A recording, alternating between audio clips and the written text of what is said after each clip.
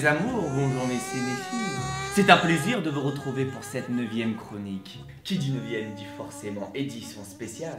Et pour fêter tout ça, quoi de mieux qu'un bon gros coup de gueule, la vraie de vrai, contre l'industrie du cinéma. Mais pas que, hein. Bon, on va reprendre les choses depuis le début. Le gars qui présente Cinebdo et qui est en train de vous parler là, ben je le trouve un peu con. Mais bref, s'il a lancé cette émission, c'est pour défendre un vrai cinéma. Un pur cinéma. Un cinéma qui n'a pas de logique commerciale.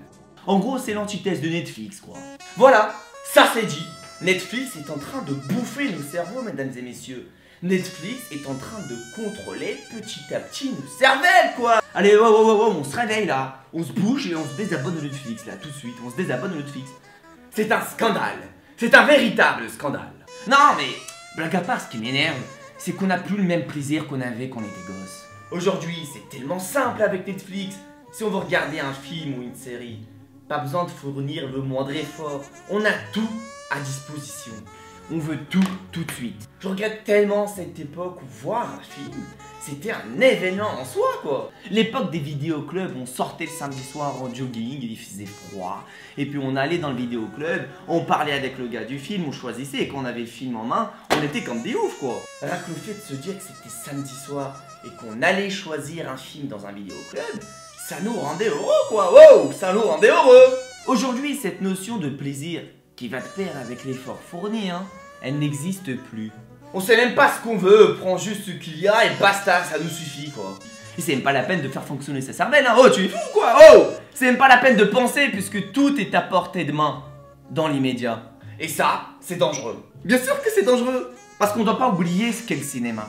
On doit pas oublier d'aller au cinéma. On doit pas oublier d'acheter des DVD. On doit pas oublier, non, on doit pas. On doit pas oublier les grands noms qui ont fait de cet art un monde à part. Un monde beau, un monde unique, un monde imaginaire. Un monde vers lequel on peut s'évader, s'oublier, sentir, ressentir, aimer, détester, pleurer, admirer, rigoler, et d'autres encore. Et tout ce qu'on vient de dire, c'est le cœur, c'est le cerveau, c'est l'être humain. Et c'est surtout le fruit d'un effort, d'un vrai effort, d'un message à transmettre, d'une réelle volonté d'agir et non pas de nous obliger à rester bloqués derrière notre écran en train de consommer et encore consommer à n'en plus finir.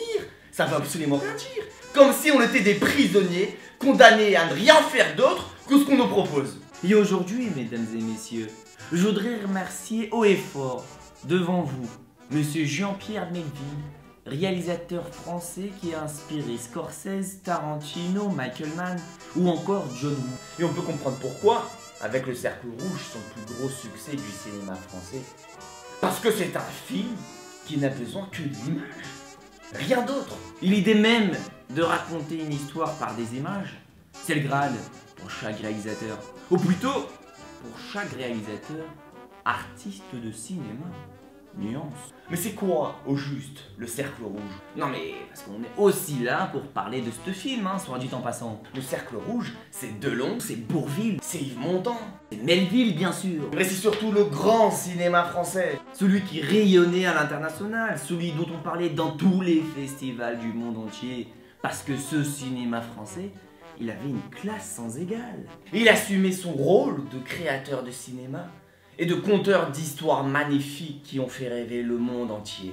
Le Cercle Rouge, c'est tout ça à la fois, et c'est aussi et surtout le génie d'un homme, celui de Melville, maniant à la perfection le clair-obscur, un clair-obscur qui sublime l'image, qui la rend mythique, un clair-obscur qui a inspiré un autre chef-d'œuvre, Les Affranchis de Scorsese. Alors oui, mesdames et messieurs, prenons le temps, prenons du recul, réfléchissons, pensons, posons-nous les bonnes questions, mais surtout, soyons maîtres de notre vie en ne regardant que ce que nous voulons, à savoir un cinéma qui donne sens à notre existence. Merci Jean-Pierre Melville, merci le cinéma français et surtout, merci à vous.